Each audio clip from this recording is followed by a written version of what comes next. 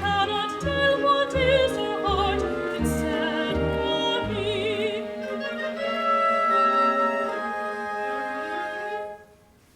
'Tis but a foolish sigh, ah me, born but to droop and die, ah me. Yet all the sense of eloquence lies hidden in a maid's of me. Yet all the sense of eloquence lies hidden in a maid's of me. Of me, yet all the sense of eloquence lies hidden in a maid's of me.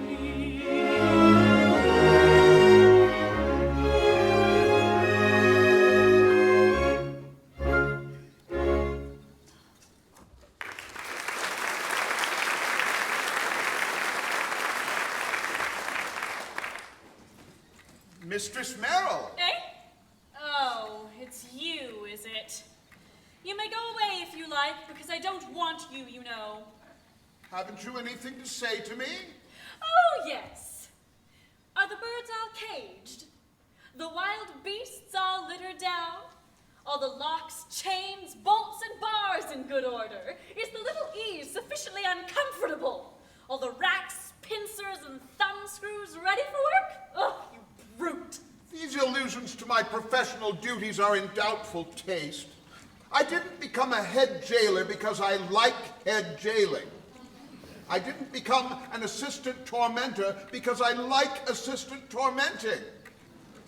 We can't all be sorcerers, you know. Ah, you brought that on yourself. Colonel Fairfax is not a sorcerer.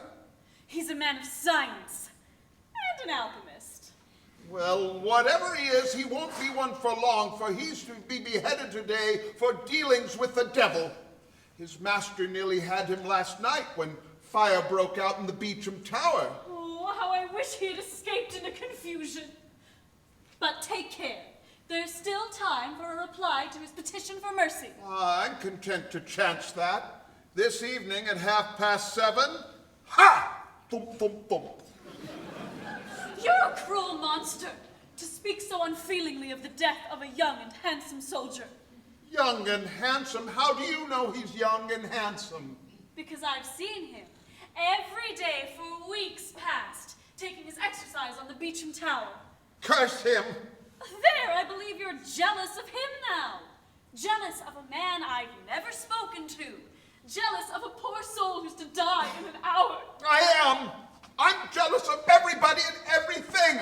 I'm jealous of the very words I speak to you because they reach your ears and I mustn't go near them. How unjust you are. Jealous of the words you speak to me. Why, you know as well as I do that I don't even like them. You used to like them. I used to pretend I liked them. It was mere politeness to comparative strangers. I don't believe you know what jealousy is. I don't believe you know how it eats into a man's heart and disorders his digestion and turns his interior into boiling lead. Oh, you're a heartless jade to trifle with the delicate organization of the human interior.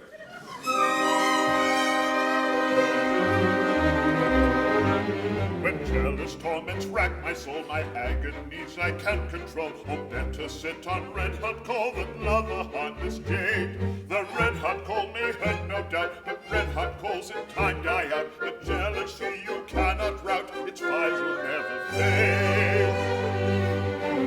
It's much less painful on the whole to go and sit on red-hot coals till you're completely flayed. Or ask a kindly friend to crack your wretched bones upon the rack, than love a heartless jade, than love a heartless jade.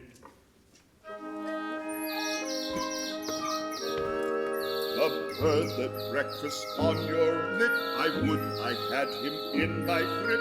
He suppeth where I may not sit, I can't get over that.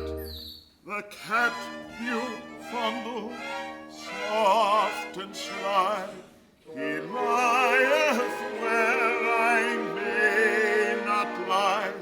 We're not on terms, that cat and I do not like that cat. It's much less painful on the whole to go and sit on red-hot coal till you completely flayed, or ask a kindly friend to crack your wretched bones upon the rack than love a heartless jade,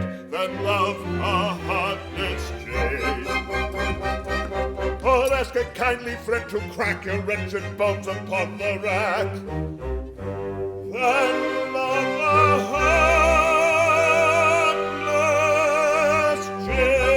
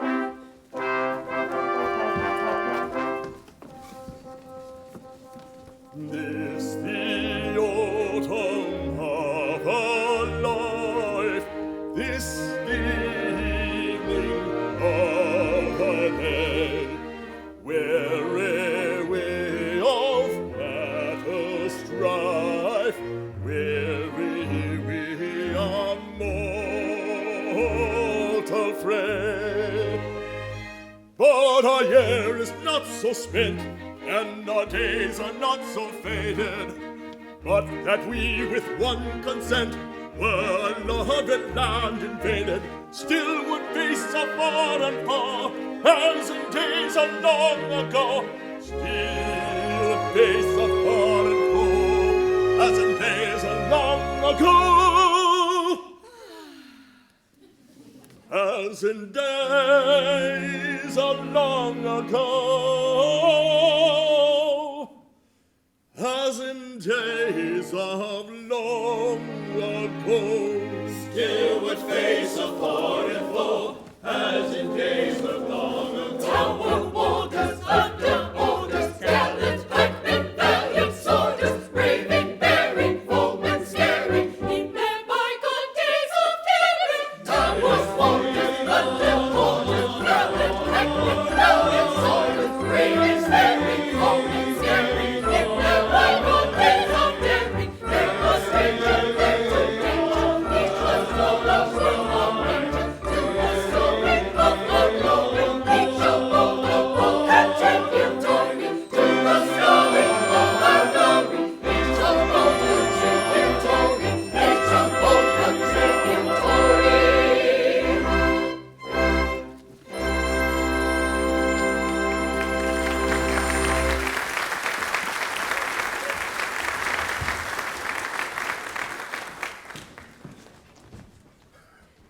A good day to you. Oh, good day, Dame Crothers. Busy today? Busy, aye. The fire in the Beecham last night has given me work enough. 12 poor prisoners, Richard Colfax, Sir Martin Byfleet, Colonel Fairfax, Warren, the preacher poet, and 60 others, all packed into one small cell, not 6 feet square. Poor Colonel Fairfax, who is to die today, is to be removed to number 14 in the Cold Harbor, that he may have his last hour alone with his confessor, and I've to see to that. Ah, poor gentleman.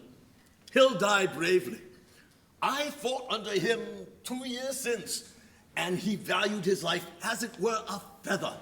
He's the bravest, the handsomest, and the best young gentleman in England. He twice saved my father's life, and it's a cruel thing, a wicked thing, and a barbarous thing that so gallant a hero should lose his head, for it's the handsomest head in England. For dealings with the devil.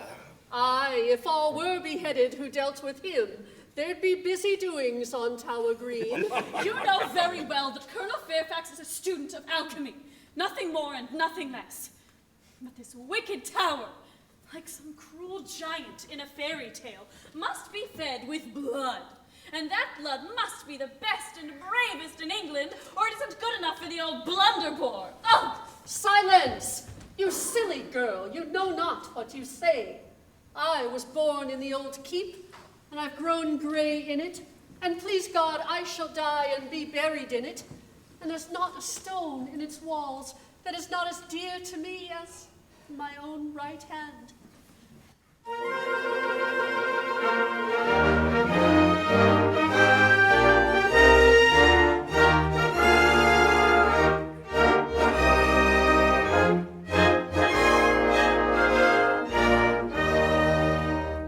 When our gallant Norman foes made our merry land their own, and the Saxons from the conqueror were flying, at his bidding it arose in its panoply of stone, a sentinel unliving and undying, insensible I trow, as a sentinel should be, though a queen to save her head should come assuming. There's a legend on its brow that is eloquent to me, and it tells of duty done and duty doing.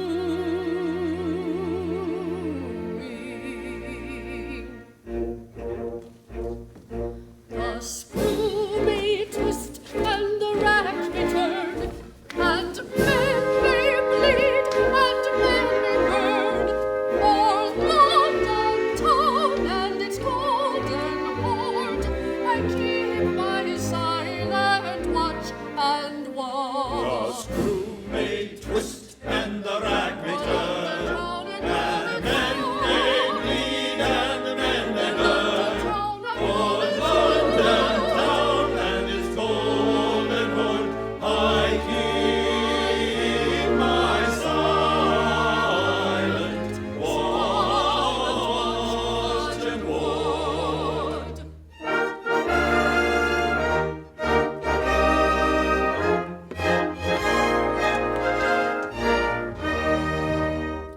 Within its wall of rock, the flower of the brave has perished with a constancy unshaken. From the dungeon to the block, from the scaffold to the grave, is a journey many gallant hearts have taken. And the wicked flames may hiss round the heroes who have fought for conscience and for home in all its beauty. But the grim of fortalice takes little heed of aught that comes not in the measure of its duty.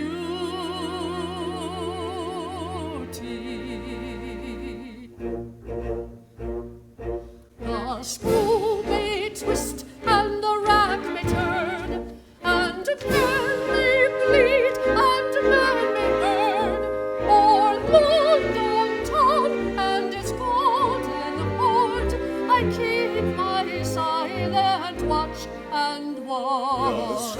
may twist and the rack may turn. London town and London Men town. may bleed and men may London burn. town and Oh, London London town and its golden horn, I keep my silent watch.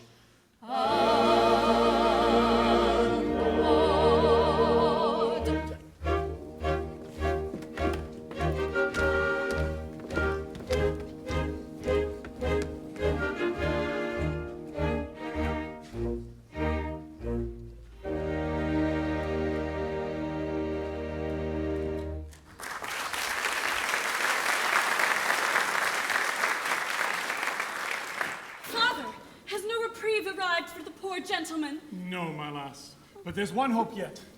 Thy brother Leonard, who is a reward for his valor in saving his standard and cutting his way through 50 foes who would have hanged him, has been appointed a yeoman of the guard, will arrive today.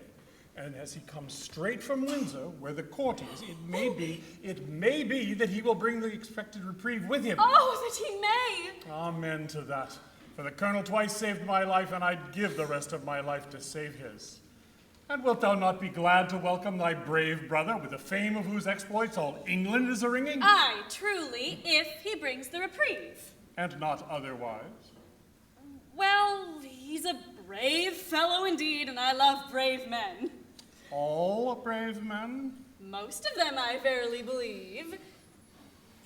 But I hope Leonard will not be too strict with me. They say he is a very dragon of virtue and circumspection. Now, my dear old father is kindness itself. And leaves thee pretty well to thine own ways, eh? Well, I've no fears for thee. Thou hast a feather bring. Yeah! But thou'rt a good lass.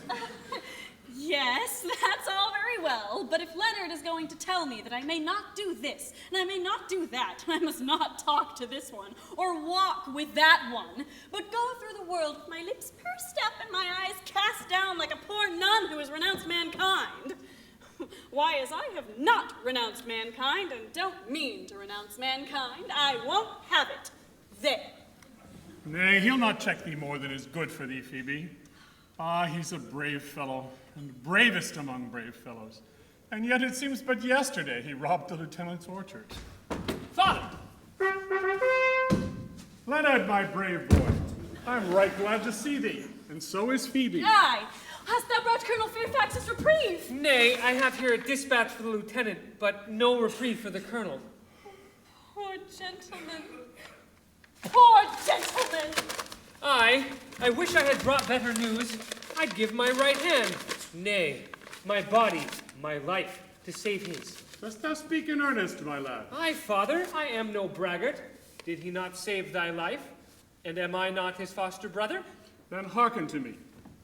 Thou hast come to join the yeomen of the guard, Well, and none has seen thee but ourselves. and a sentry who took but scant notice of me. Not approve thy words. Give me the dispatch, and get thee hence at once. Here's money, and I'll send thee more. Lie hidden for a space, and let no one know. I shall convey a suit of yeoman's uniform to the colonel's cell. He shall shave off his beard, so that none shall know him, and I'll own him as my son, the brave Leonard Merrill, who saved his flag and cut his way through 50 foes who thirsted for his life. He'll be welcomed without question. I'm a brother yeoman, I'll warrant that. Now, how to gain access to the colonel's cell?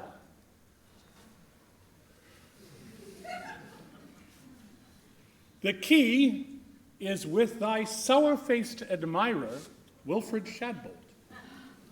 I think I can get anything I want from Wilfred. Mind I say I think. You may leave that to me.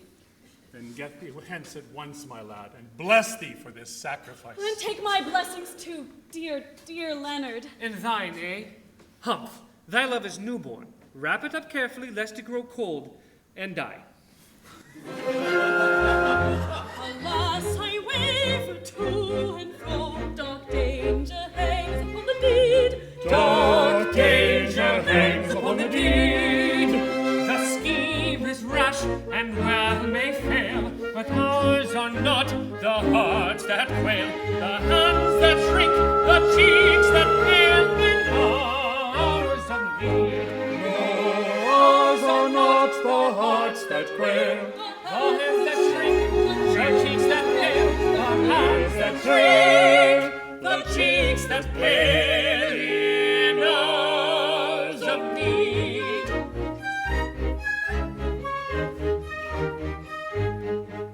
the air I breathe to him I owe. My life is his, I count it not. That life is his, so count it not. And shall I reckon risks I run when services are to be done to save the life of such an one? Unworthy thought, unworthy thought. And shall we wreck risks we run to save the life of such an one? Unworthy thought, unworthy thought. We may succeed, who can foretell? May heaven help our all. May heaven help our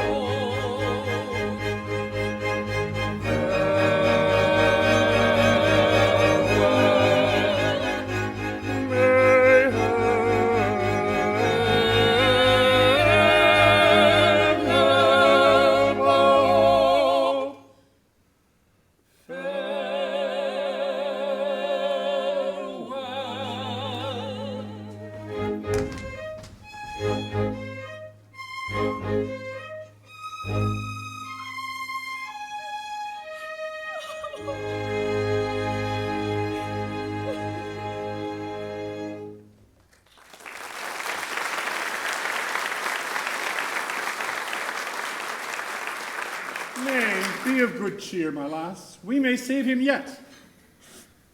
Oh, see, Father, they bring the poor gentleman from the Beecham. Oh, Father, his hour is not yet come. No, no, they lead him to the cold harbor tower to await his end in solitude. But softly, the lieutenant approaches. He should not see thee weep. Halt! Colonel Fairfax, my old friend.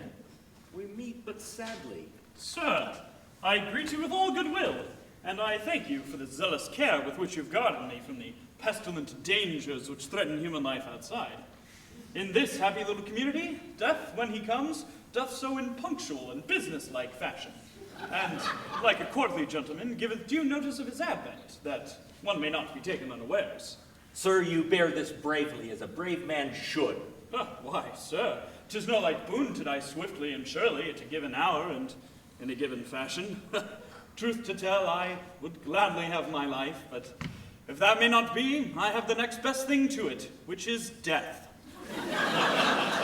Believe me, sir, my lot is not so much amiss. Oh, Father, Father, I cannot bear it. My poor lass. Nay, pretty one, why weepest thou? Come, be comforted. Such a life as mine is not worth weeping for. Sergeant Merrill, is it not? May I greet my old friend?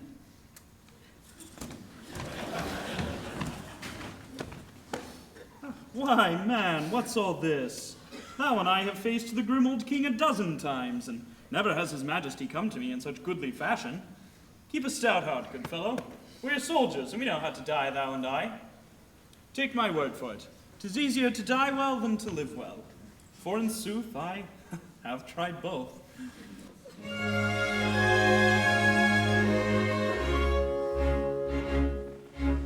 Is life a boon?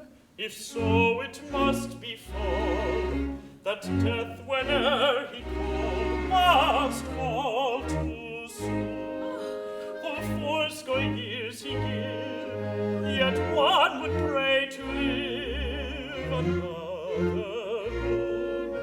What kind of plaint have I, who perish in July, who perish in July?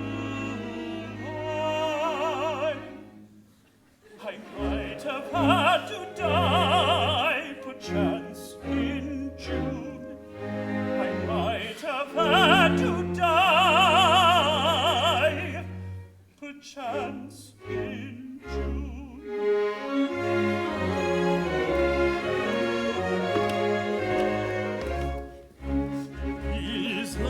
life a thorn, then count it not a whit, nay, count it not a whit, man is well done with it. Soon as he's born, he should on means essay to put the plague away, and I warrant, the captured fugitive, my life most gladly give. I might have had to live another morn. I might have had to live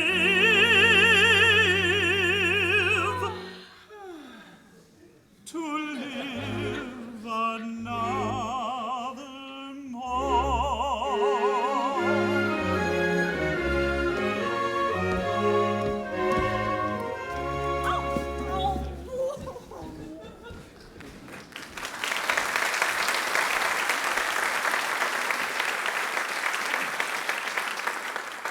And now, Sir Richard, I have a boon to beg.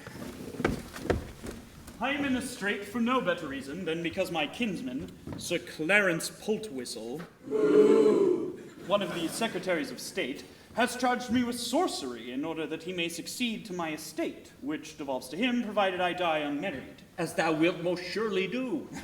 Nay, as I will most surely not do by your worship's grace. I have a mind to thwart this good cousin of mine. How? Well, by marrying forthwith, to be sure. But heaven have mercy, whom wouldst thou marry? Nay, I am indifferent on that score. Coming death hath made of me a true and chivalrous knight, who holds all womanhood in such esteem that the oldest, the meanest, and the worst favored of them is good enough for him. So, my good lieutenant, if thou wouldst serve a poor soldier who has but an hour to live, find me the first that comes. My confessor shall marry us, and her dower shall be my dishonored name and 100 crowns to boot. No such poor dower for an hour of matrimony. A strange request. I doubt that I should be warranted in granting it. Well, there never was a marriage fraught with so little of evil to the contracting parties. In an hour she'll be a widow, and I a bachelor again, for aught I know. Well, I will see what can be done, for I hold thy kinsman in abhorrence for the scurvy trick he has played thee. 1,000 thanks, good sir. We meet again on this spot in an hour or so. I shall be a bridegroom then, and your worship shall wish me joy. Until then, farewell. I am ready, good fellows.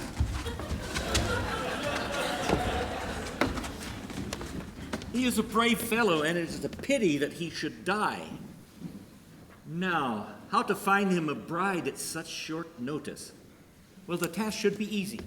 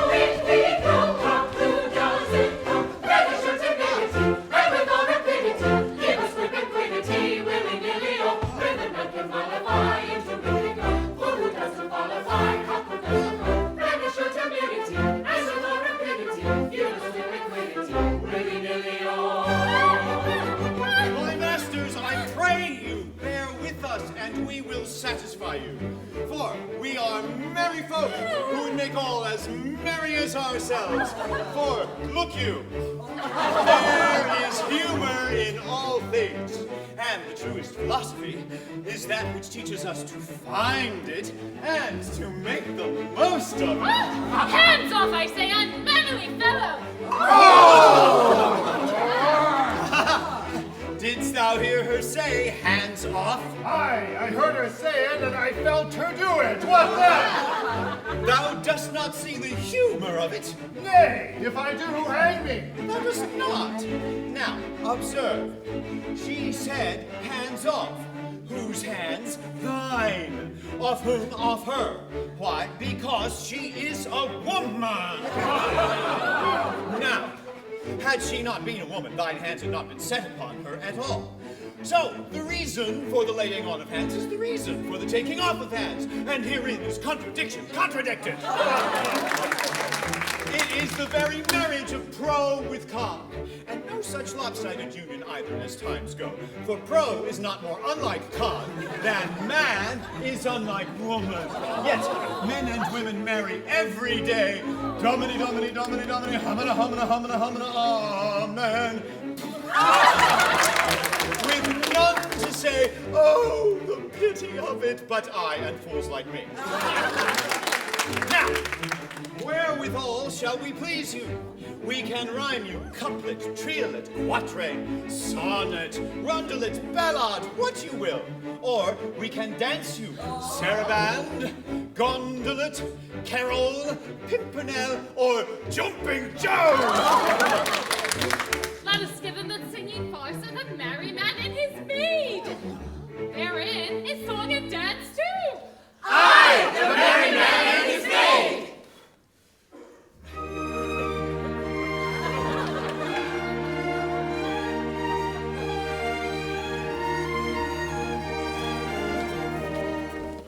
I have a song to sing, oh. Sing me your song, oh.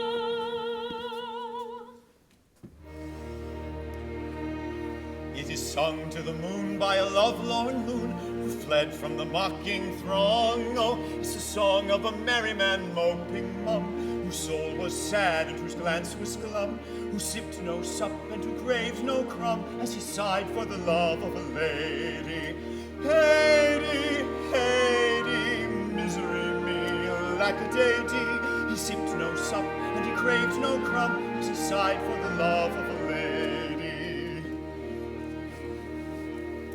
I have a song to sing, oh. What is your song, oh? It is sung with the ring of the song's meeting, who love with a love with long, oh. It's a song of a merry maid, really proud, who loved alone and who laughed aloud at the moan of the merry man moping mum, whose soul was sad and whose glance was glum, who sipped no sup and who craved no crumb, as he sighed for the love of a lady. Lady, lady, misery me, lack-a-day-dee. He sipped no sup and he craved no crumb, as he sighed for the love of a lady. I have a song to sing, oh. Sing me your song, oh. It is sung to the knell of a churchyard bell and a doleful dirge ding-dong, oh. It's the song of a popinjay bravely born, who turned up his noble nose with scorn at the humble merry maid peerly proud, who loved a lord and who laughed aloud at the moan of the merry man moping mum, whose soul was sad and whose glance was glum, who sipped no sup and who craved no crumb, as he sighed for the love of a lady. Lady, lady, misery me, lack-a-day-dee. He sipped so sup and he craved no crumb, as he sighed for the love of a lady. I have a song to sing, oh. Sing me your song, oh.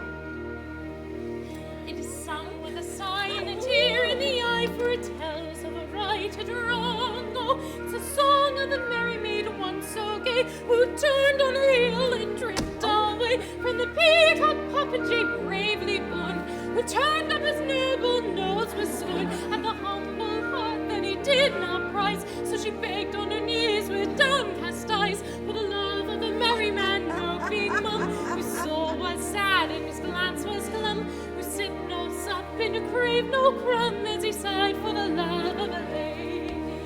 Lady, lady, misery me, lack-a-day-dee. His pains were o'er and he sighed no more, for he lived in the love of a lady. Lady, lady, misery me, lack-a-day-dee. His pains were o'er and he sighed no more, for he lived in the love of a lady.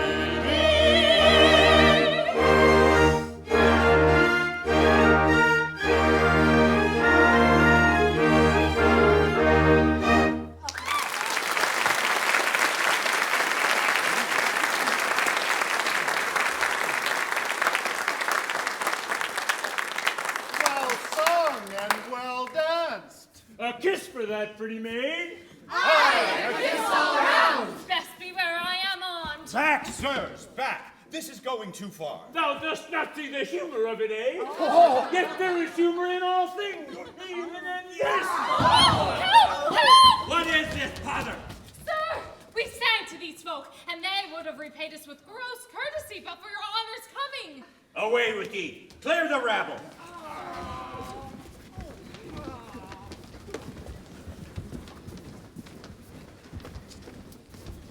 Now, my girl, who are you and what do you here? May it please you, sir, we are two strolling players, Jack Point and I. Elsie Maynard, at your worship service. We go from fair to fair, singing and dancing and playing brief interludes, and so we make a poor living. You too, eh? Are ye man and wife? No, sir. For though I am a fool, there is a limit to my folly. Her mother, old Bridget Maynard, travels with us, for Elsie is a good girl. But the old woman is abed with fever, and we have come here to pick up some silver to buy an electuary for her. Hark ye, girl, your mother is ill, Sorely ill, sir. and needs good food and many things that thou canst not buy. Alas, sir, it is too true. Wouldst thou earn 100 crowns? And 100 crowns? They might save her life. Then listen, a worthy but unhappy gentleman is to be beheaded in an hour on this very spot. For sufficient reasons he desires to marry before he dies, and he hath asked me to find him a wife. Wilt thou be that wife? The wife of a man I have never seen? Why, sir, look you, I am concerned in this, for though I am not yet wedded to Elsie Maynard, time works wonders, and there's no knowing what may be in store for us. Have we your worship's word for it, that this gentleman will die today? Nothing is more certain, I grieve to say. And that the maiden will be allowed to depart the very instant the ceremony's at an end. The very instant I pledge my honor that it shall be so. 100 crowns? 100 crowns. For my part, I consent. It is for Elsie to speak. How say you, maiden, will you wed a man about to lose his head? For half an hour you'll be a wife, and then the dower is yours for life. A headless bright, why refuse? If truth the poets tell, most bridegrooms ere they marry lose both head and heart as well. A strange proposal you reveal, it almost makes my senses reel. Alas, I'm very poor indeed, and such a sum I sorely need. My mother, sir, is like to die, this money life may bring. Bear this in mind, I pray, if I consent to do this thing. Though as a general rule of life, I don't allow my promised wife, my lovely bride that is to be, to marry anyone but me. Yet, if the fee is promptly paid, and he in well-earned grave, within the hour is duly laid, objection I will waive. Yes, objection I will waive. Temptation, no temptation, no we agree intended, to shun one irritation, no fascination splendid, or fall whene'er we view you, head of his and to you, head of his and head of his, head of his and to you.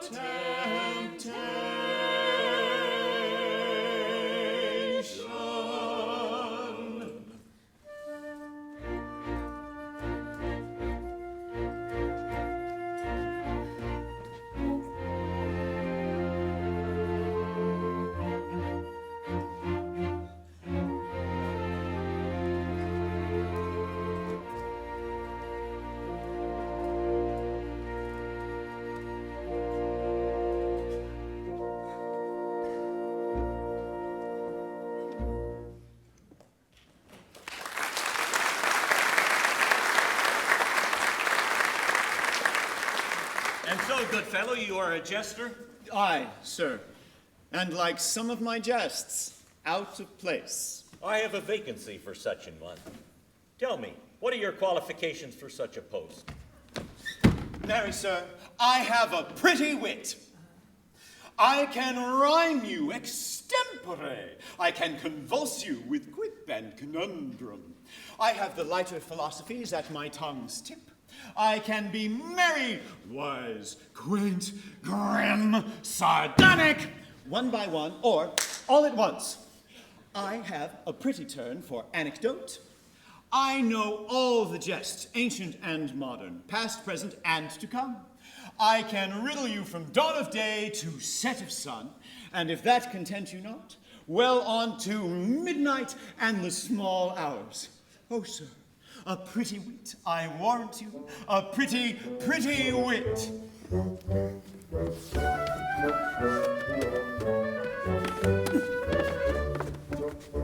I've jibe and joke, and quip and crank, for lowly folk and men of rank.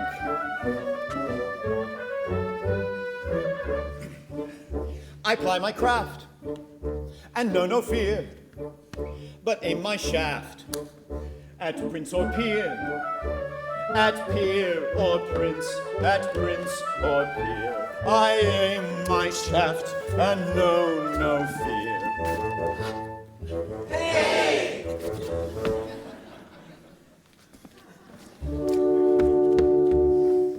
I've wisdom from the east and from the west, that's subject to no academic rule. You may find it in the jeering of a jest, or distill it from the folly of a fool. I can teach you with a quip if I've a mind.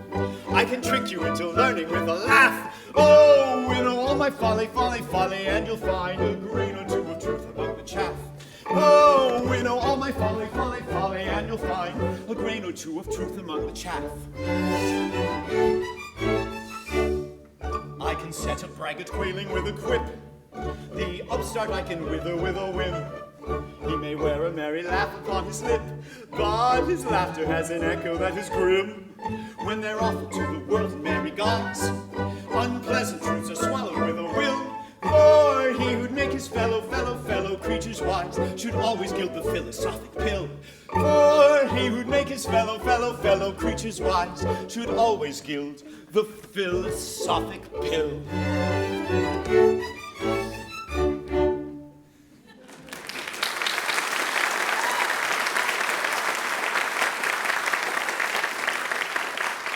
How came you to leave your last employ? Why, sir, it was in this wise.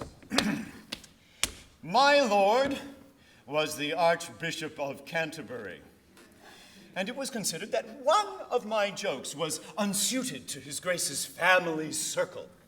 In truth, sir, I ventured to ask a poor riddle, wherein lay the difference between his grace and poor Jack Point. His grace was pleased to give it up, sir.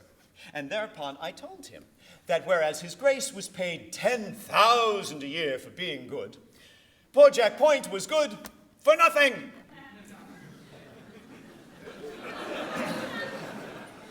'Twas but a harmless jest, sir, but it offended his grace, who whipped me and set me in the stocks for a scurril rogue. And so we parted. I had as lief not take post again with the dignified clergy. But I trust you are very careful not to give offense. I have daughters. Sir, my jests are most carefully selected, and anything objectionable is expunged. If your honor pleases, I can try them out first on your honor's chaplain. Can you give me an example? Say that I had sat me down hurriedly upon something sharp. Sir, I should say that you had sat down upon the spur of the moment. Humph. I don't think much of that. Is that the best you can do? It has always been much admired, sir, but we will try again. Well, then, I am at dinner, and the joint of meat is but half cooked. Why, then, sir, I should say that what is underdone cannot be helped. I see. I think that manner of thing would be somewhat irritating. At first, sir, perhaps, but Use is everything, and you would come in time to like it. We will suppose that I caught you kissing the kitchen wench under my very nose. Under her very nose, good sir. Not under yours. That is where I would kiss her. Do you take me? Oh, sir, a pretty wit. A pretty, pretty wit. The maiden comes. Follow me, friend, and we will discuss this matter at length in my library. I am your worship's servant. That is to say, I trust I soon shall be. But before proceeding to a more serious topic, can you tell me, sir, why a cook's brain pan is like an overwound clock? A truce to this fooling. Follow me. Just my luck. My best conundrum wasted.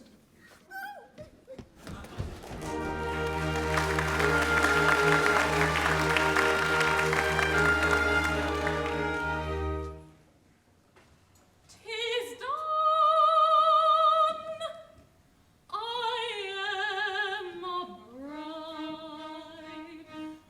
Little ring that bearest in thy circlet all the gladness that love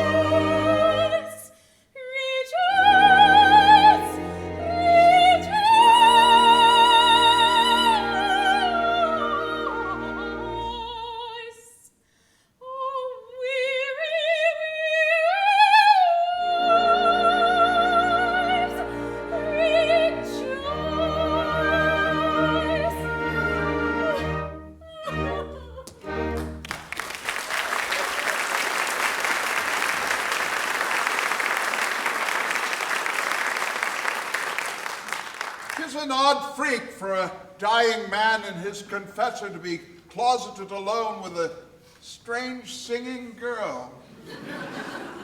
I would fain have espied them, but they stopped up the keyhole. My keyhole. Wilfred, and alone. Now, what could he have wanted with her? That's what puzzles me. Now to get the keys from him. Wilfred, has no reprieve arrived? None. Thine adored Fairfax is to die. Nay, thou knowest that I have not but pity for the poor condemned gentleman. I know that he who is about to die is more to thee than I who am alive and well. Why, that were out of reason, dear Wilfred. Do they not say that a live ass is better than a dead lion? Oh. No, I don't mean that. Oh, they say that, do they? It's unpardonably rude of them, but I believe they put it that way. Not that it applies to thee, who art clever beyond all telling. Oh, yes, as an assistant tormentor. Nay, as a wit, as a humorist, as a most philosophic commentator on the vanity of human resolution. Truly, I have seen great resolution give way under my persuasive methods.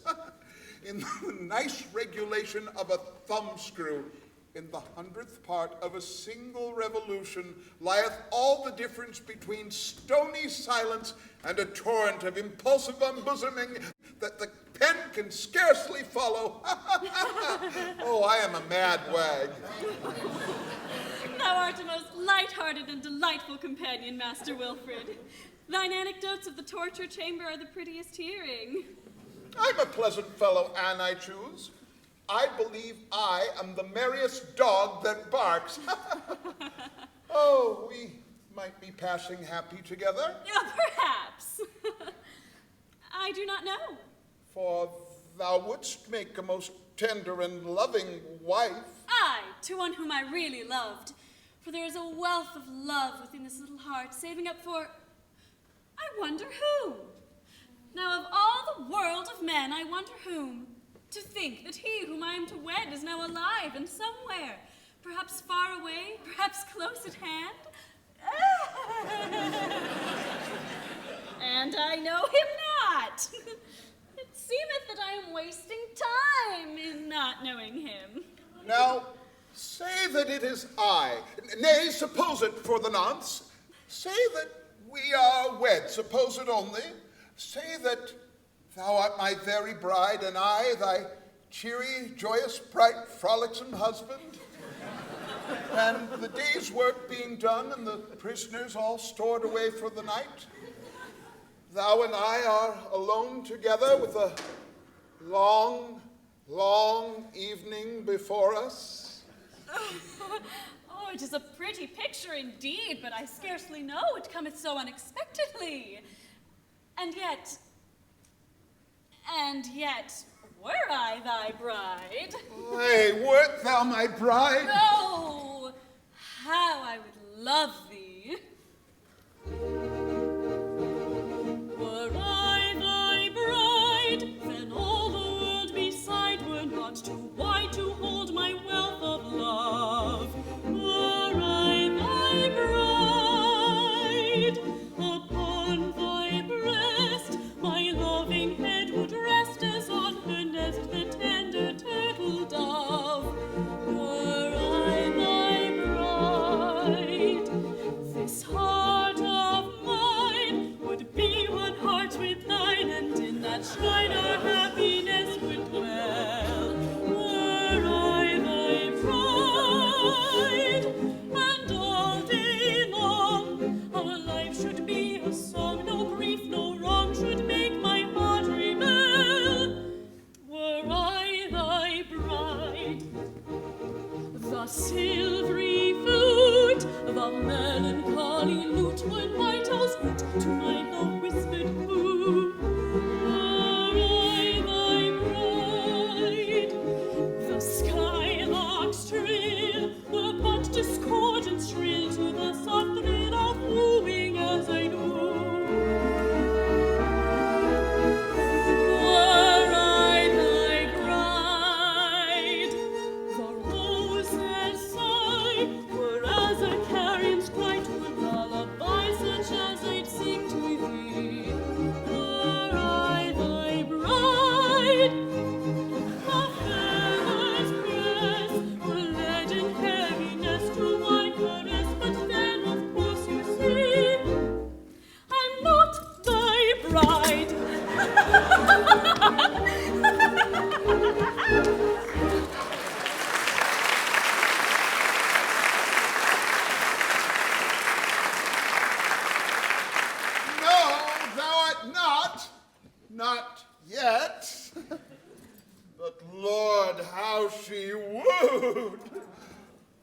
I should be no mean judge of wooing, seeing as I have been wooed more hotly than most men. I have been wooed by maid, widow, and wife. I have been wooed boldly, timidly, tearfully, shyly, by direct assault, by suggestion, by implication, by inference, and by innuendo. But this wooing is not of the common order. It is the wooing of one who needs must woo me if she die for it.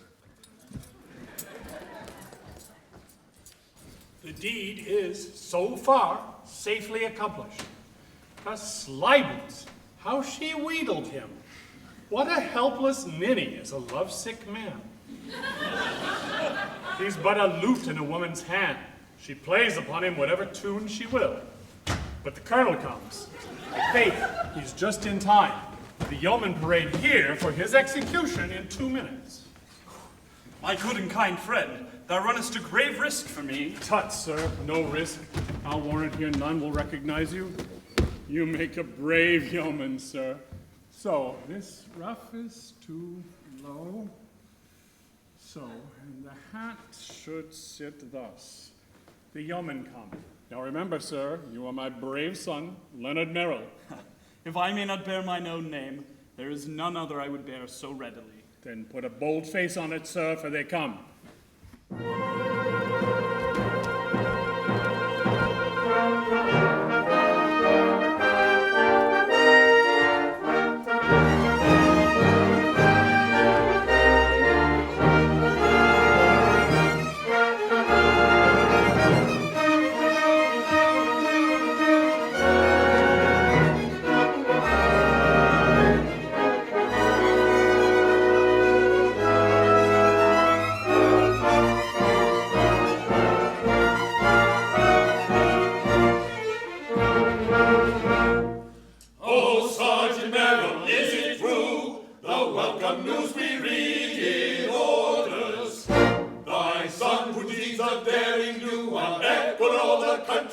Has come to join the Tower Warders. If so, we come to meet him, that we may fitly greet him, and welcome his arrival here with shout on shout and cheer on cheer. Hurrah, hurrah, hurrah! Ye Tower Warders, nursed in walls alarms, suckled on gunpowder, and weaned on glory.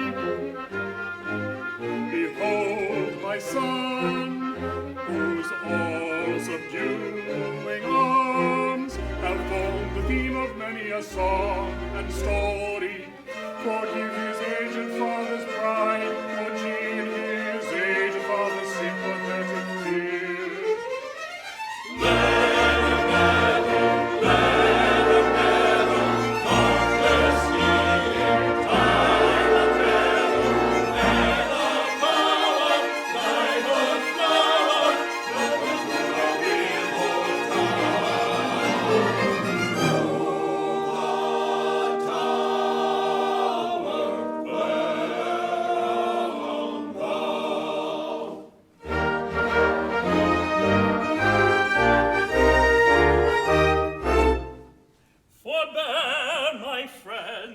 And spare me this ovation. I have small claim to such consideration. The tales that of my prowess are narrated have been prodigiously exaggerated. Prodigiously exaggerated. 'Tis ever thus, wherever valor true is found, true modesty will there abound.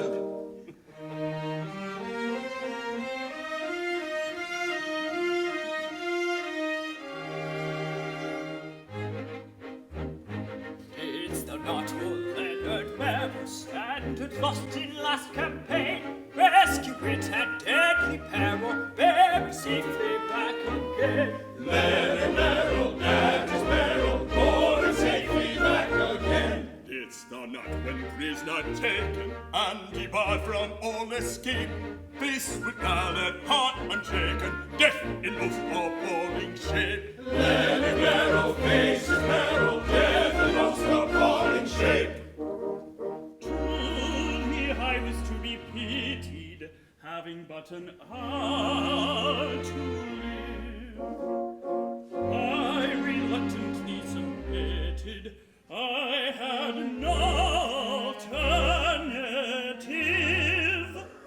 All the tales that are narrated of my deeds of daring do have been much exaggerated, very much exaggerated. Scarce a word of them is true.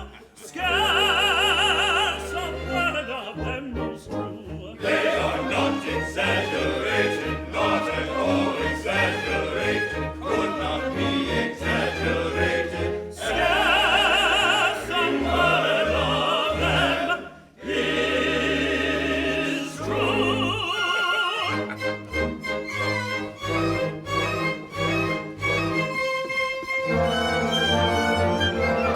Leonard!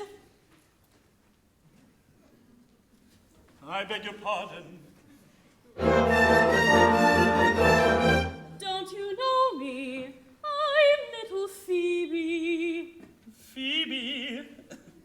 Is this Phoebe? What? Little Phoebe? Who the deuce may she be? It can't be Phoebe, surely. Yes, 'tis Phoebe, your sister Phoebe, your own little sister. I beseech the truth, 'tis Phoebe. Sister Phoebe. Oh, my brother. My, how you've grown. I did not recognize you. So many years. Oh, my brother. Oh, my sister. Oh, sister. Oh, sister.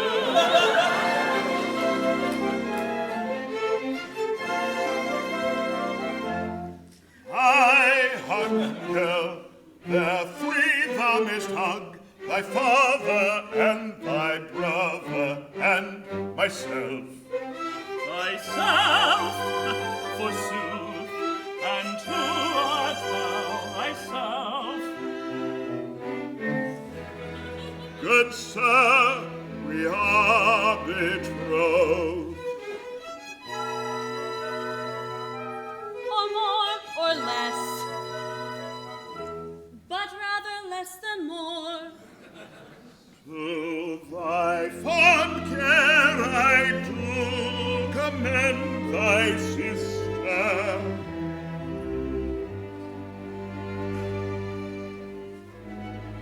Be to her an ever-watchful guardian, eagle-eyed, and when she feels, as sometimes she does feel, disposed to indiscriminate caress, be thou at hand to take those favors from her. Be thou at hand to take those favors from her. Yes, yes, be thou at hand to take those favors from me. To thy fraternal care, thy sister I command, from every lurking snare, thy lovely charge defend, and to achieve this end, oh grant, I pray, this boon, oh grant this boon. She shall not quit thy side from morn to afternoon, from afternoon to night, from 7 o'clock to 2, from 2 to eventide, from dim twilight to midnight, from dim twilight to midnight. She shall not quit thy side.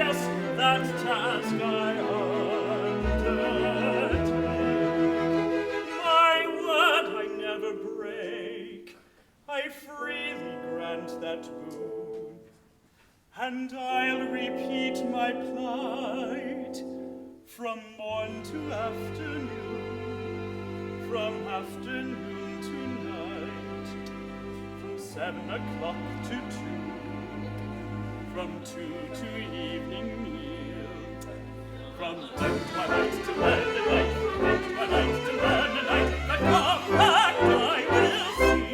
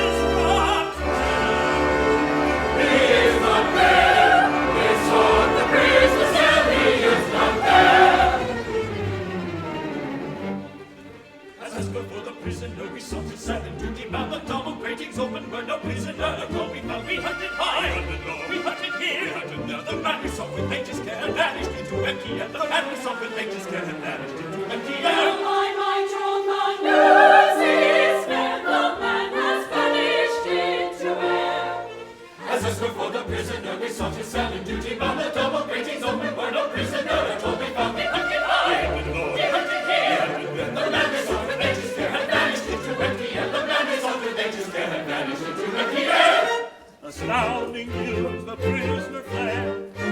Thy life shall forfeit be instead. My lord, I did not set him free.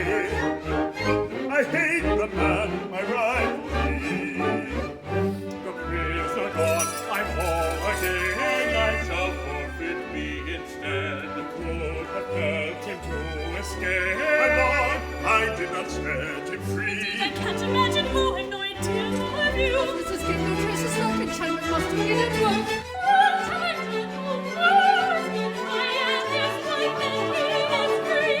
Oh, woe is you, your anger sink. Oh, woe is me, I'd rather think. Oh, woe is me, I'd rather think. Oh, woe is me, I'd rather think. Whatever tide you are his bride, and I am left alone bereft. Woe is me, I'd rather think. As woe is me, I'd rather think. Woe is me, I'd rather think. Oh, frenzy, frenzy, who's there? The greatest cheat in all is who is forgotten thing. Who has contrived this thing to do? Let's search the middle of the land. For his vindictive anger, let 1,000 marks and marks still run. Who brings him there alive again? Who brings him alive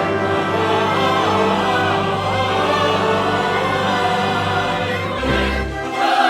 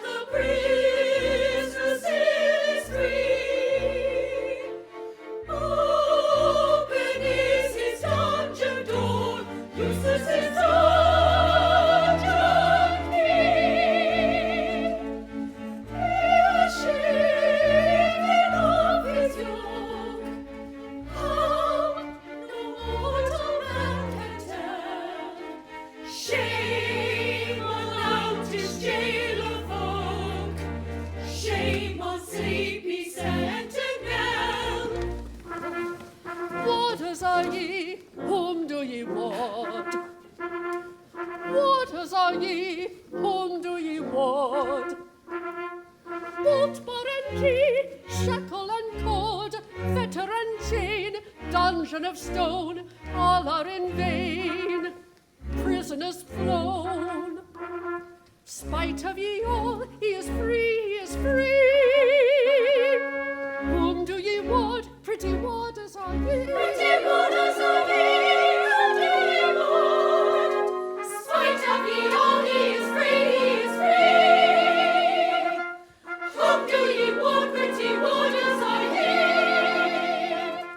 Up and down and in and out, here and there and round about, every chamber, every house, every chink that holds a mouse, every crevice in the keep, where a beetle black could creep, every outlet, every drain, have we searched, but all in vain, all in vain. Warders are ye, whom do ye ward? Every house, every chink, every drain, Warders are ye, whom do every ye chamber, ward? every outlet, have we searched, but all in vain. Light as red upon its door, now the prisoner still is free.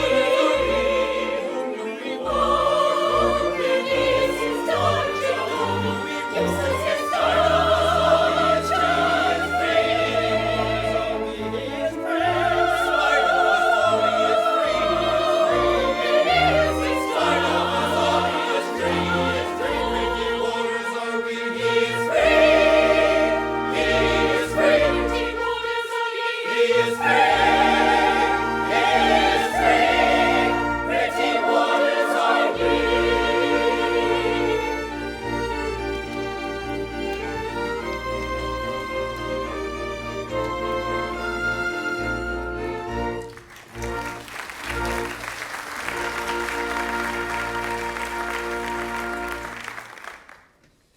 The Merry Jestes of Hugh Ambrose, number 7863.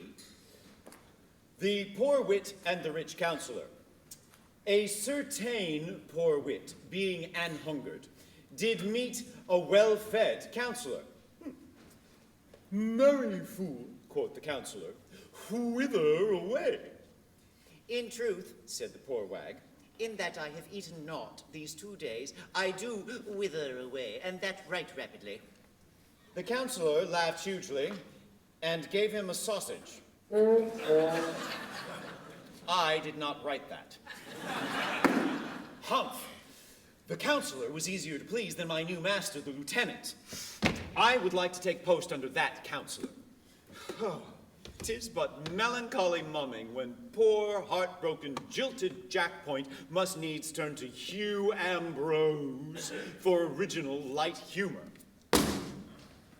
Ah, Master Point. Ah, friend jailer. Jailer that wast. Jailer that never shalt be more. Jailer that jailed not.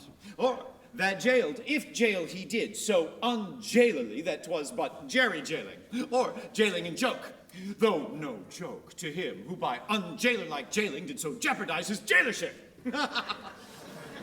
Come, take heart, smile, laugh, wink, twinkle, thou tormentor that tormentest not, thou racker that rackest none, thou pincher out of place. Come, take heart and be merry as I am. As I am. Aye, 'tis well for thee to laugh. Thou hast a good post, and hast cause to be merry. Cause? Have we not all cause? Is not the world a big butt of humor into which all who will may drive a gimlet? See, I am a salaried wit, and is there aught in nature more ridiculous? A poor, dull, heartbroken man who must needs be merry or he will be whipped, who must rejoice lest he starve, who must jest you, jibe you, quip you, crank you, whack you, riddle you from hour to hour, from day to day, from year to year, lest he dwindle, perish, starve, pine, and die. Why, when there's naught else to laugh at, I laugh at myself till I ache for it. Yet I have often thought that a jester's calling would suit me to a hair. Thee? would suit thee, thou death's head and crossbones? I have a pretty wit, a light, airy, joysome wit, spiced with anecdotes of prison cells and the torture chamber. Oh, a very delicate wit. I have tried it on many a prisoner, and there have been some who smiled. Now, it's not easy to make a prisoner smile, and it should not be too difficult to be a good jester, seeing that thou art one. Difficult? Nothing easier. Nothing easier. Attend, and I will prove it to thee.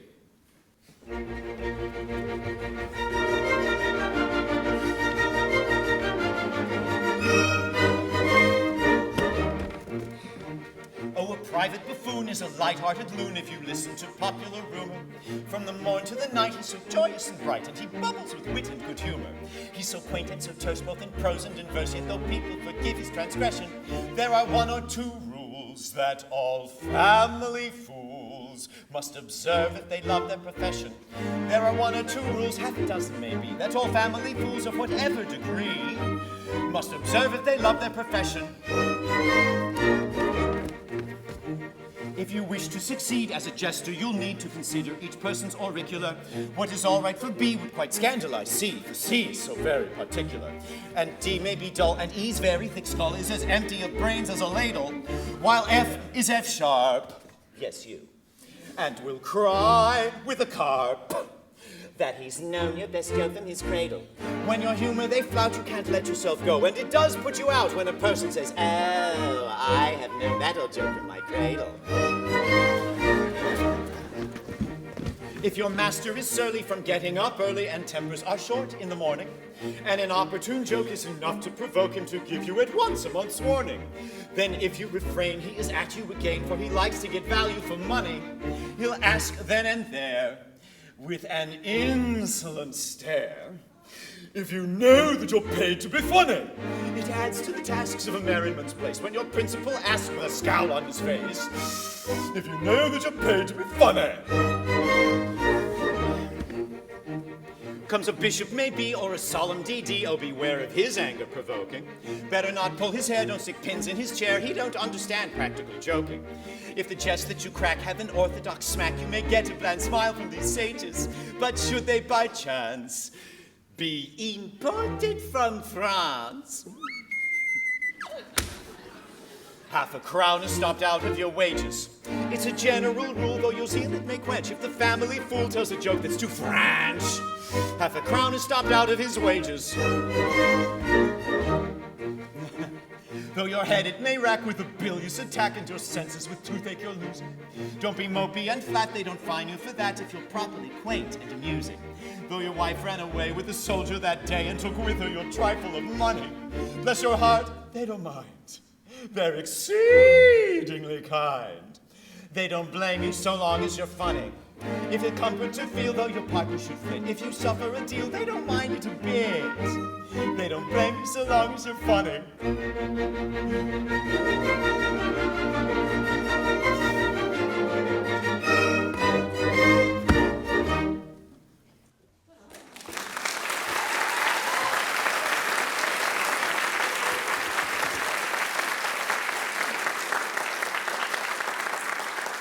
So thou wouldst be a jester, eh? Aye. Now, listen. My sweetheart, Elsie Maynard, was secretly wed to this Fairfax half an hour ere he escaped. She did well. She did nothing of the kind, so hold thy peace and perpend. Now, while he liveth, she is dead to me, and I to her. And so, my jibes and jokes notwithstanding, I am the saddest and the sorriest dog in England. Thou art a very dull dog indeed. Now, if thou wilt swear that thou didst shoot this Fairfax while he was trying to swim across the river, it needs but the discharge of an arquebus on a dark night, and that he sank and was seen no more, I'll make thee the very Archbishop of Jesters, and that in 2 days' time. Now, what sayest thou? I am to lie? Heartily. But thy lie must be a lie of circumstance, which I will support with the testimony of eyes, ears, and tongue.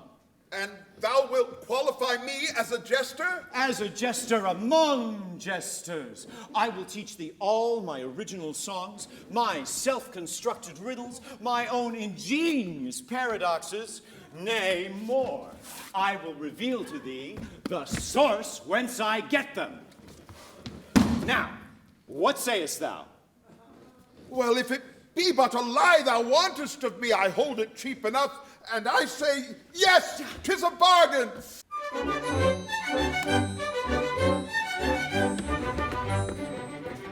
Hereupon we're both agreed, all that we do agree to, will secure by solemn deed, to prevent all error mental. You on LC article with a story grim and gory. Of the fair facts tied in all, I declare to, you'll to swear to. I just swear to, I declare to, I just swear to, I declare to, I declare to, you'll declare to, I declare to.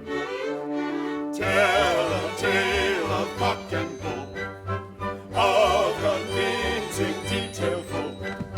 Tale tremendous, heaven defend us, what a tale of cock and bull.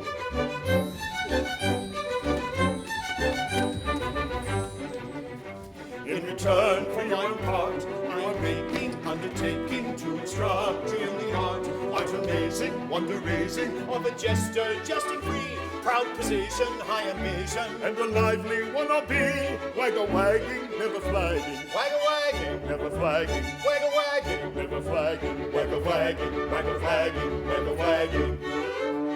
Tell a tale of cock and bull, of convincing detailful, tale tremendous and defendous, what a tale of cock and bull. What's a tale of cock? What's a tale of bull? What's a tale of cock? What's a tale of bull? What's a tale of cock and bull? Cock and bull, cock and bull. Heaven defend us, what a tale of cock and bull.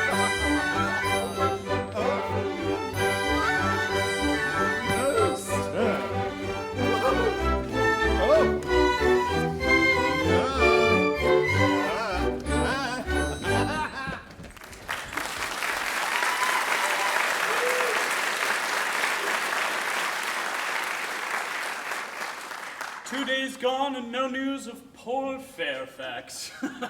The dolts. They seek him everywhere, save within a dozen yards of his dungeon. So, I am free. Free, but for the cursed haste with which I hurried headlong into the bonds of matrimony with heaven knows whom. As far as I remember, she should have been young, but even had not her face been concealed by her kerchief, I doubt whether in my then plight I should have taken much notice of her. Free? Bah! The Tower of Bonds were but a thread of silk compared with these conjugal fetters, which I, fool that I was, placed upon mine own hands. From the one I broke readily enough. Now, how to break the other?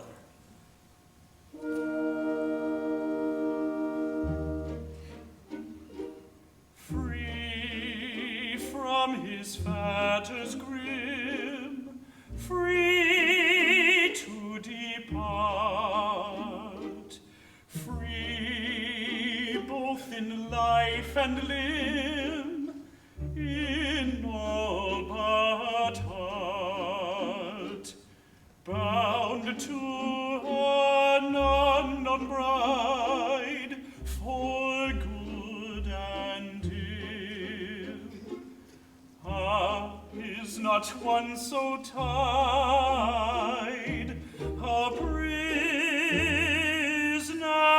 still, a prisoner still. Ah, is not one so tied, a prisoner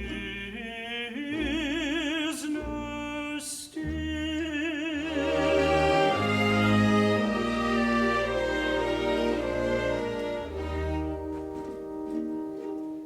Free yet in fetters held, till his last hour, chives that no smith can weld, nor rust devour.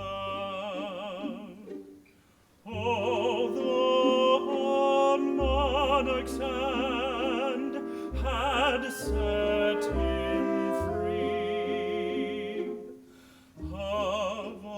captive band, the saddesty,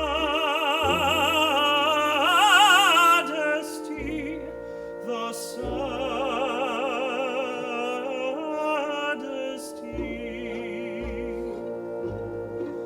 of all the captive band,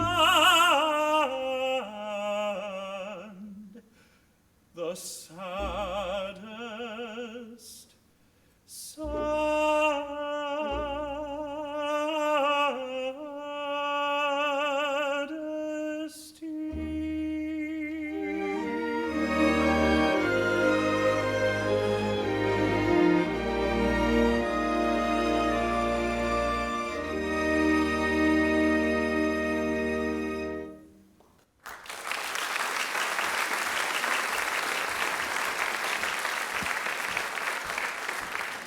Well, Sergeant Merrill, and how fares thy pretty charge, Elsie Maynard? Well enough.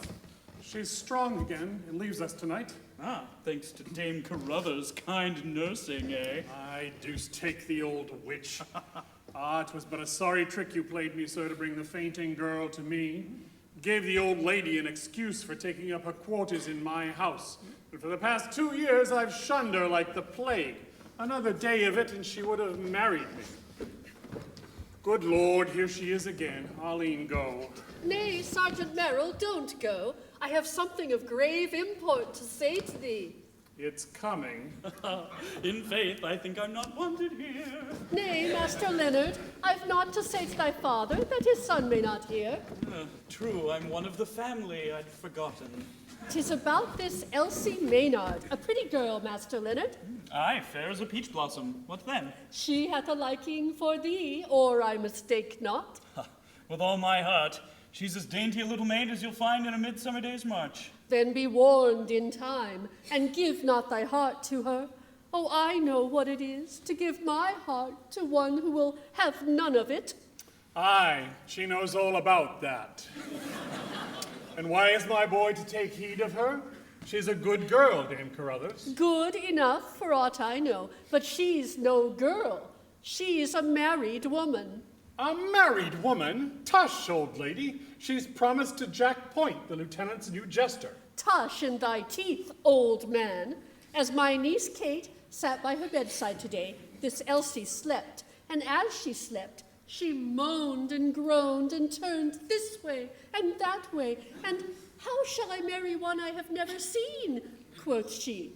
Then, 100 crowns? Quoth she.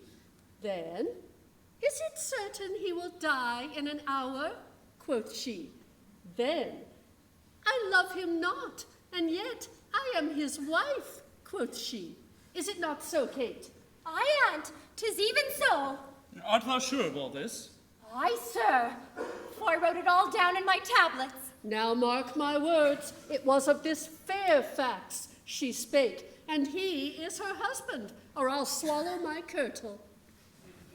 Is it true, sir? True? Why, the girl was raving. Why should she marry a man who had but an hour to live? Marry? There be those who would marry but for a minute, rather than die old maids. Aye, I know one of them.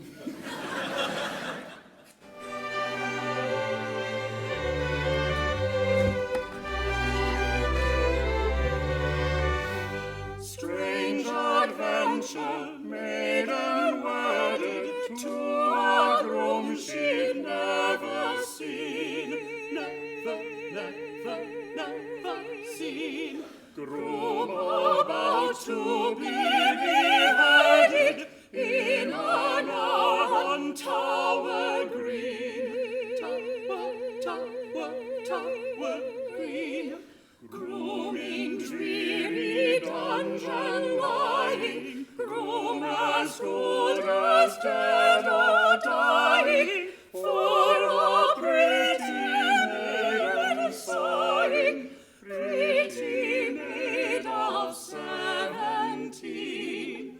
17.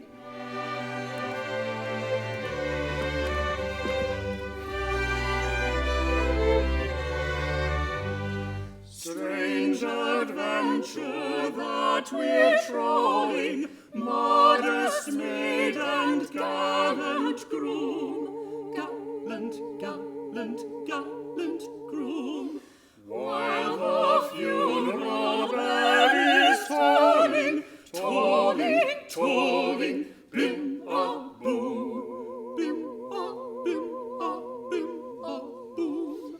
Modest maiden will not tarry, though but 16 years she carry. She must marry,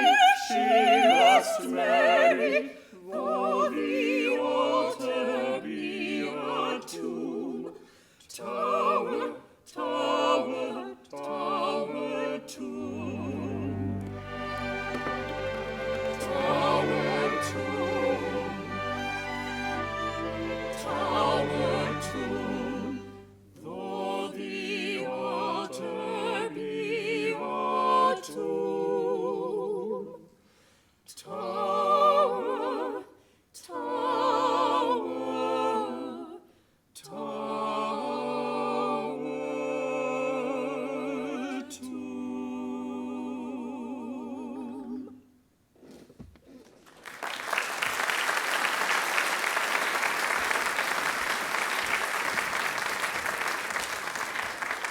So, my mysterious bride is no other than this winsome Elsie.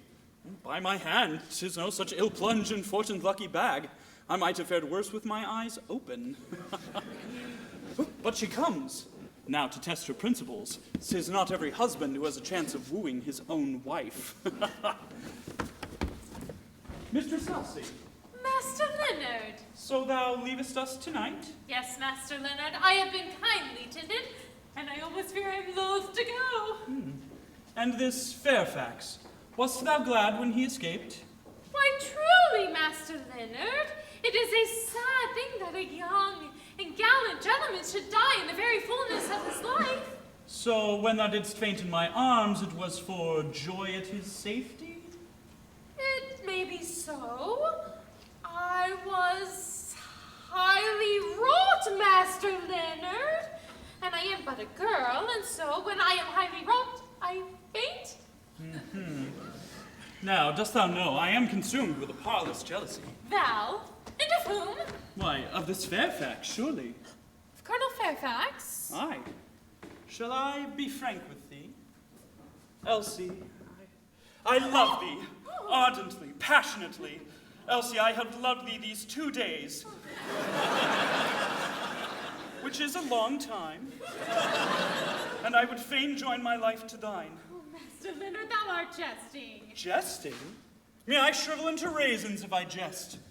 Elsie, I love thee with a love that is a fever, with a love that is a frenzy, with a love that eateth up my heart. What sayest thou? Thou wilt not let my heart be eaten up? Oh, mercy, what am I to say? Well, dost thou love me, or hast thou been insensible these 2 days? I love all brave men. Well, nay, there is love in excess. I thank heaven there are many brave men in England, but if thou lovest them all, I withdraw my thanks. I love the bravest best. But, sir, I may not listen. I am not free. I am a wife. Thou, a wife? Whose? His name? His hours are numbered. Nay, his grave is dug and his epitaph set up. Come, his name. Oh, sir, keep my secret. It is the only barrier that fate could set up between us. My husband is none other than Colonel Fairfax. The greatest villain unhung. The most ill-favored, ill-mannered, ill-natured, ill-omened, ill-tempered dog in Christendom. It is very like. He is not to me, for I never saw him. I was blindfolded, and he was to have died within the hour, and he did not die. And I am wedded to him, and my heart is broken. He was to have died, and he did not die. The scoundrel, the perjured, traitorous villain. Thou shouldst have insisted on his dying first, to be sure. 'Tis the only way with these Fairfaxes. I now wish I had. Oh, a bloodthirsty little maiden. A fig for this Fairfax. Be mine. He will never know. He dares not show himself. And if he dare, what art thou to him? Fly with me, Elsie. We shall be married tomorrow, and thou shalt be the happiest wife in England. Master Leonard, I am amazed. Is it thus that brave soldiers speak to poor girls?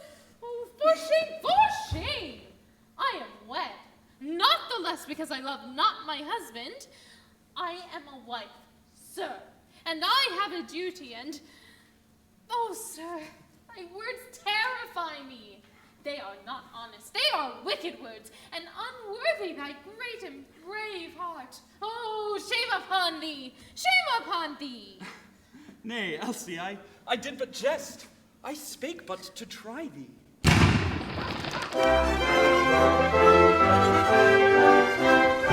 Hark! What was that, sir?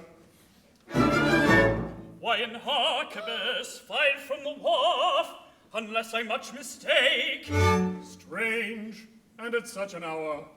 What can it mean?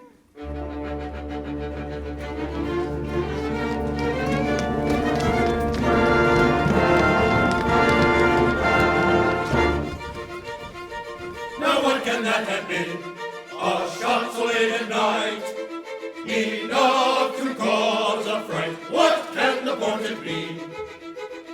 A foeman in the land is London A foeman in the land is London to be wrecked. What are we to expect? What danger is at hand? What danger is at hand?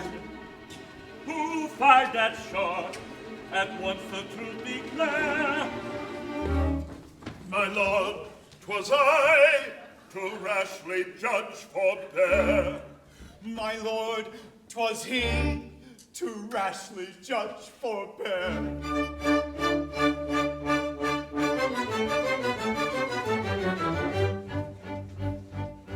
Like a ghost at vigil keeping, I suspect her all appalling. I beheld a figure creeping. I should rather call it crawling. He was creeping. He was crawling. He was creeping, creeping, Crawling. He was creeping. He was crawling. He was creeping, creeping. Crawling. Not a moment's hesitation, I myself upon him flung. With a hurried exclamation to his draperies I hung. Then we closed with one another in a rough and tumble smother. Colonel Fairfax and no other was the man to whom I clung. Colonel Fairfax and no other, Colonel Fairfax and no other, Colonel Fairfax and no other was the man to whom he clung. After mighty tug and tussle, It resembled more a struggle, he by dint of stronger muscle, or by some infernal juggle. from my clutches quickly sliding, I should rather call it slipping, with a view no doubt of hiding, or escaping to the shipping. with a gasp and with a quiver, I describe it as a shiver. down he dived into the river, and unless I cannot swim, It's enough to make one shiver with a gasp and with a quiver. Down he dived into the river. It was very brave of him. ingenuity is catching, with a view my king of pleasing, arquebus from set he's snatching, I should rather call it seizing, with an ounce or two of lead, I dispatch him through the head. With an ounce or two of lead, he dispatched him through the head. I discharged him without winking, little time I lost in thinking, like a stone I saw him sinking. I should say a lump of lead. He discharged him without winking, little time he lost in thinking. Like a stone I saw him sinking, I should say a lump of lead. like a stone, my boy, I said. Like a heavy lump of lead. Like a stone, my boy, I said. Like a heavy lump of lead. Anyhow, the man is dead, whether stone or lump of lead. Anyhow, the man is dead, and whether stone or lump of lead. Arquebus was sentry seizing, with the view is finger pleasing. Arquebus was sentry seizing, with the view is finger pleasing. But the shot him through the head, and it's very, very dead. And it matters very little when the stone or lump of lead. It is very, very simple that it's very, very dead. Stone! Lead! The river must be dragged, no time be lost. The body must be found at any cost. To this attend without undue delay.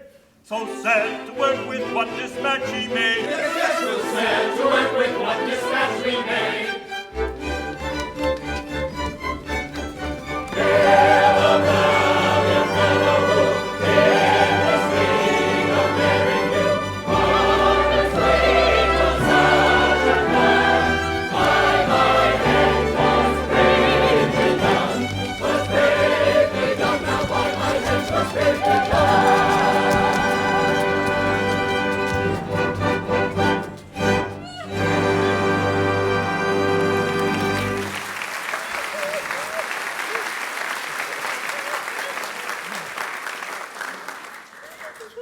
Nay, sweetheart, be comforted.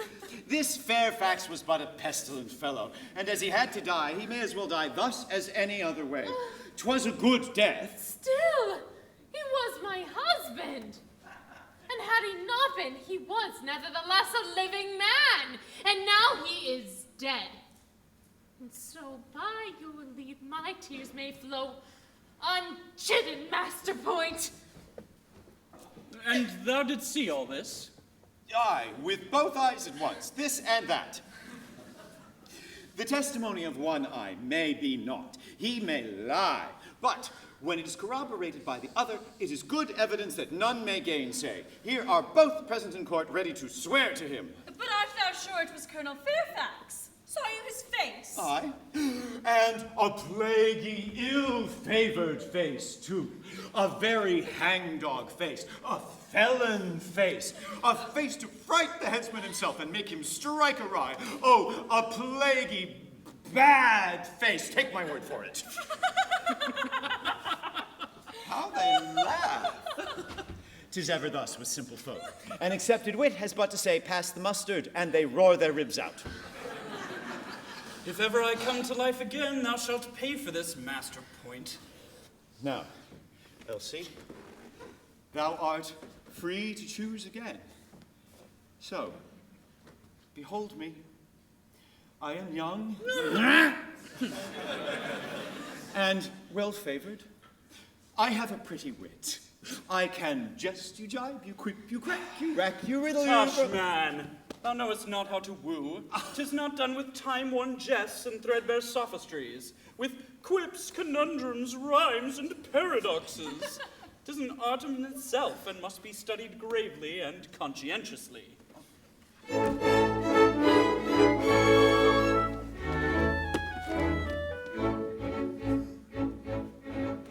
A man who would woo a fair maid should prentice himself to the trade, and study all day in methodical way how to flatter, cajole, and persuade. He should prentice himself at 14, and practice from morning to eve. And when he's of age, if he will, I'll engage, he may capture the heart of a queen. The heart of a queen. It is purely a matter of skill, which all may attain if they will. But every jack he must study the man if he wants to make sure of his skill. If he wants to make sure of his skill.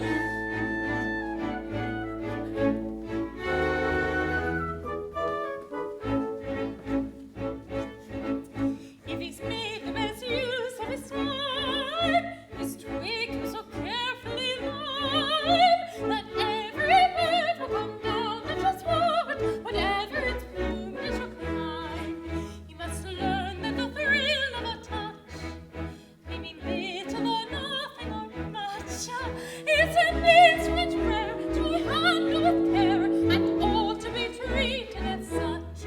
Ought to be treated as such.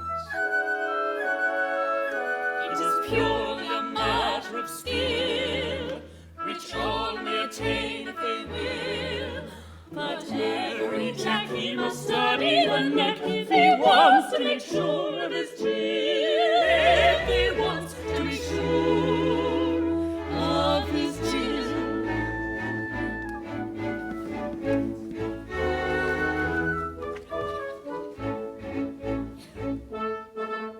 Then a glance may be timid or free, it will vary in mighty degree, from an impudent stare to a look of despair that no maid without pity can see.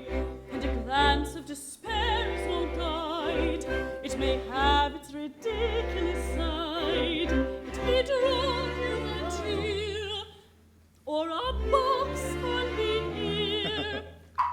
You can never be sure till you've tried. Never be sure till you've tried. It is purely a matter of skill, which all may attain if they will. But every jack he must study the neck if he wants to make sure of his chill. If he wants true. Love is Jill. Must study the neck. Yes, every Jack must study the neck. If he wants to make sure of his Jill. Yes, every Jack must study the neck. If he wants to make sure.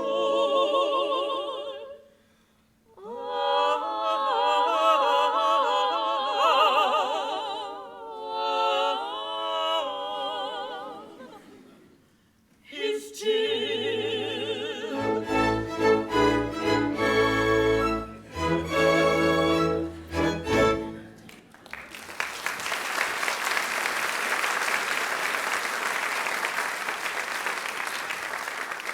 Now, listen to me. 'Tis done thus. Mr. Selcy, there is one here who, as thou knowest, loves thee right well. That he does, right well.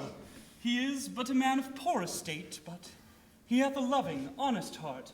He will be a true and trusty husband to thee, and if thou wilt be his wife, thou shalt lie curled up in his heart like a little squirrel in its nest. 'Tis a pretty figure. A maggot in a nut lies closer, but a squirrel will do. He knows that thou wast a wife, an unloved and unloving wife, and his poor heart was near to breaking. But now that thine unloving husband is dead and thou art free, he would fain pray that thou wouldst hearken unto him, and give him hope that thou wouldst one day be his. He presses her hands, and he whispers in her ear. Odds bodikins, what does it mean? Now, sweetheart, tell me, would thou be this poor good fellow's wife? If the good, brave man, is he a brave man? So men say. That's not true, but let it pass. If the brave man will be content with a poor, penniless, untaught maid, Widow, but let that pass. I will be his true and loving wife, and that with my heart of hearts. My own dear love. What's all this? Brother! It is not seemly. Oh, I can't let that pass. Hold. Enough. Master Leonard, an advocate should have his fee, but methinks thou art overpaying thyself. Nay, that is for Elsie to say. I promised thee I would show thee how to woo, and herein lies the proof of the virtue of my teaching. Go thou and apply it elsewhere. When a wooer goes a-wooing, naught is truer than his joy. Maiden hushing, all is soothing, boldly blushing, bravely coy, bravely coy. Boldly blushing, boldly bravely coy. Oh, the happy days of doom. Oh, the happy days of doing. Oh, the sighing and the suing. When a wooer goes a-wooing. Oh, the sweets that never cloy. When a brother leaves his sister for another sister weeps. 'Tis that trickle, 'tis that blister, 'tis but mickle sister reaps. 'Tis that trickle, 'tis that blister. Oh, the doing and undoing. Oh, the doing and undoing. Oh, the sighing and the suing. When a brother goes a-wooing, and the sobbing sister weeps. When a jester is outwitted, feelings fester, heart is led, food for fishes only fitted. Jester wishes he was dead. Food for fishes only fitted. Jester wishes he was dead. Oh, the doing and undoing. Oh, the sighing and the suing. When a jester goes a-wooing, and he wishes he was dead. Oh, the doing and undoing. Oh, the sighing and the suing. When a jester goes a-wooing,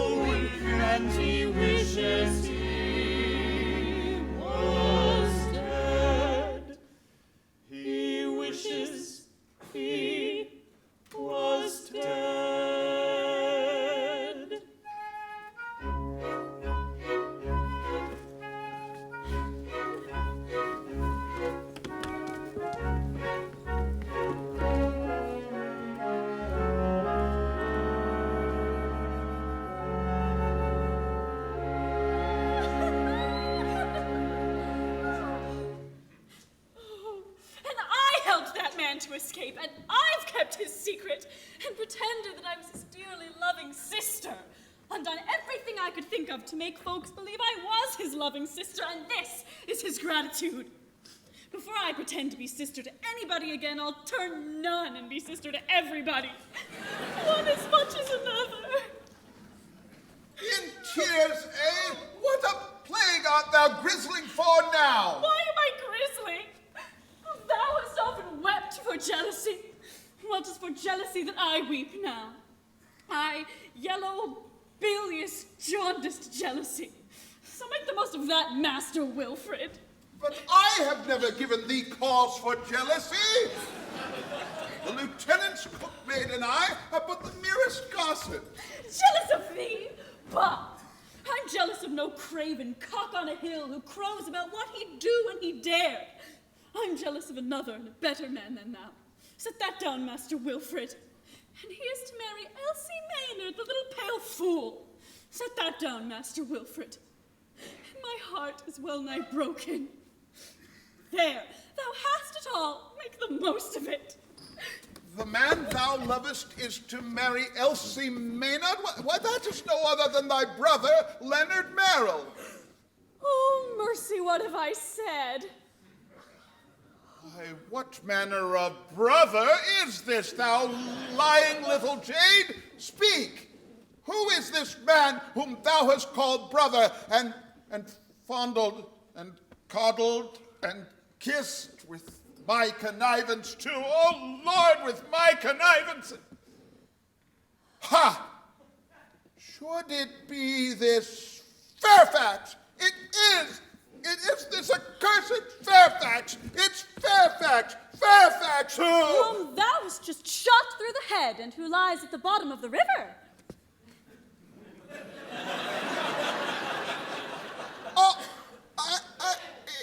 I may have been mistaken. We are but fallible mortals, the best of us. But I'll make sure. Oh, stay! One word. I think it cannot be Fairfax. Mind, I say, I think. Because thou hast just slain Fairfax.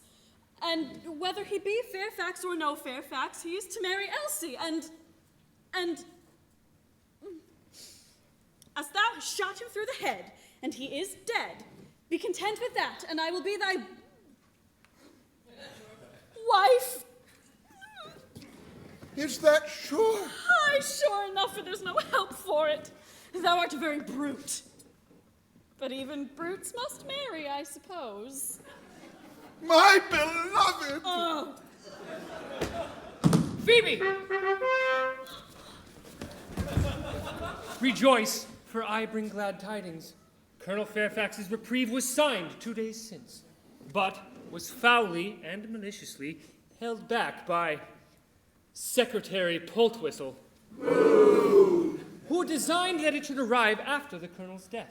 It hath just come to hand and is now in the lieutenant's possession. Oh, then the colonel is free. Oh, kiss me, my dear, kiss me again and again. God's Bob's death of my life, art thou mad? Am I mad? Are we all mad? Oh, my dear, I'm well nigh crazed with joy. Come away from him, thou hussy, thou jade, thou kissing, clinging cockatrice. And as for thee, sir, devil take thee. I'll rip thee like a herring for this. I'll skin thee for it. I'll cleave thee to the chine.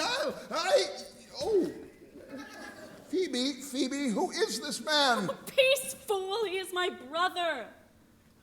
Another brother? Are there any more of them? Produce them all at once and let me know the worst. Oh, this is the real Leonard Dolt. The other was but his substitute. The real Leonard, I say, my father's own son. How do I know this? Has he brother writ large on his brow? I mistrust thy brothers. Thou art but a false jade.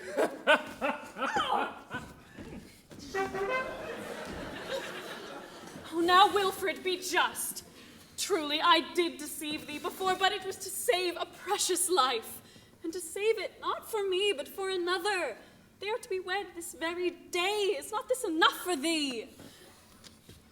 Come, I am thy Phoebe, thy very own, and we will be wed in a year, or 2, or 3 at the most. Is not that enough for thee? Phoebe, hast thou heard the brave news? Aye, father. I'm nigh mad with joy. Well, what's all this? Oh, father. He discovered our secret through my folly, and the price of his silence is... Phoebe's heart. Oh, dear, no. Phoebe's hand. It's the same thing. Is it? 'Tis pity, but the Colonel's life had to be saved at any cost. And as thy folly revealed our secret, thy folly must e'en suffer for it. Dame Carruthers. So, this is a plot to shield this arch-fiend, and I have detected it. A word from me and 3 heads besides his would roll from their shoulders. Yo, yo, yo, bloop, bloop, bloop. Nay, Colonel Fairfax is reprieved. But if my complicity in his escape were known, plague on the old meddler. There's nothing for it. Hush, pretty one. Such bloodthirsty words ill become those cherry lips. Sergeant Merrill. Why, look ye, Chuck. For many a month I've thought to myself, there's snug love saving up in that middle-aged bosom for someone. And why not for thee? That's me. So take heart and tell her, that's thee, that thou, that's me, lovest her, thee, and well, I'm a miserable old man, and I've done it, and that's me. But not a word about Fairfax. The price of thy silence is... Merrill's heart. No, Merrill's hand. It's the same thing. Is it?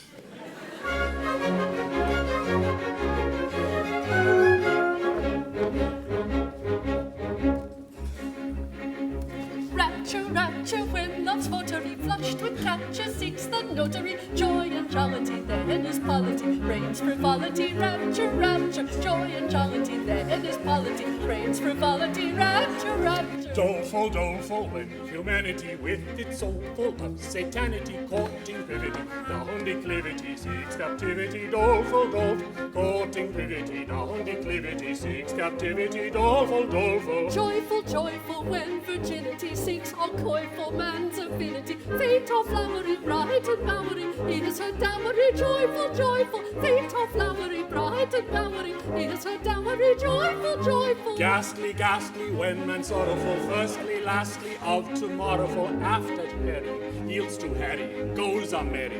Ghastly, ghastly. Joyful, joyful. Ghastly, ghastly. Joyful, joyful. Ghastly, ghastly, ghastly, ghastly, ghastly, ghastly, ghastly. Doleful, doleful, when humanity with its soul full of satanity, courting divinity, down declivity, seeks captivity. Courting divinity, down declivity, seeks captivity. Rapture, rapture. Doleful, doleful. Rapture, rapture. Doleful, doleful, doleful.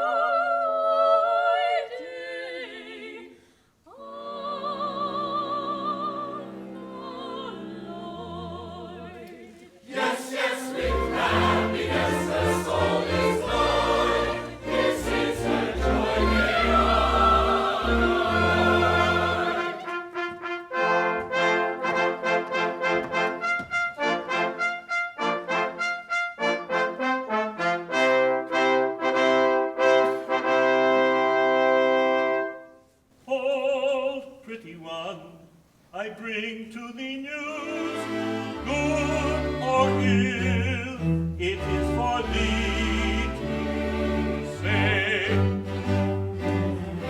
Thy husband lives, and he is free, and comes to claim his bride this very day. Not now becomes working on me.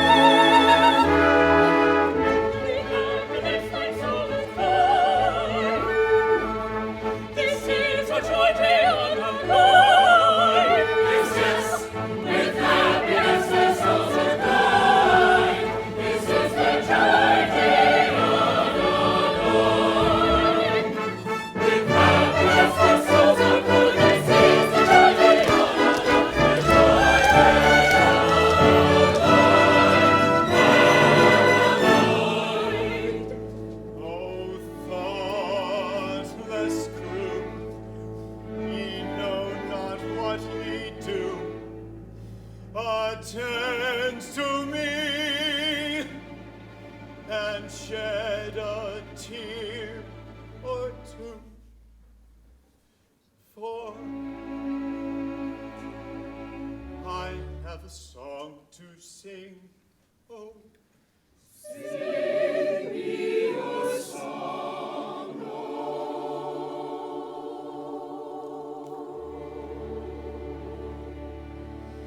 It is sung to the moon by a lovelorn loon who fled from the mocking throng. Oh, it's the song of a merry man hoping love, whose soul was sad and whose glance was glum, who sipped no sup and who craved no crumb, as he sighed for the love.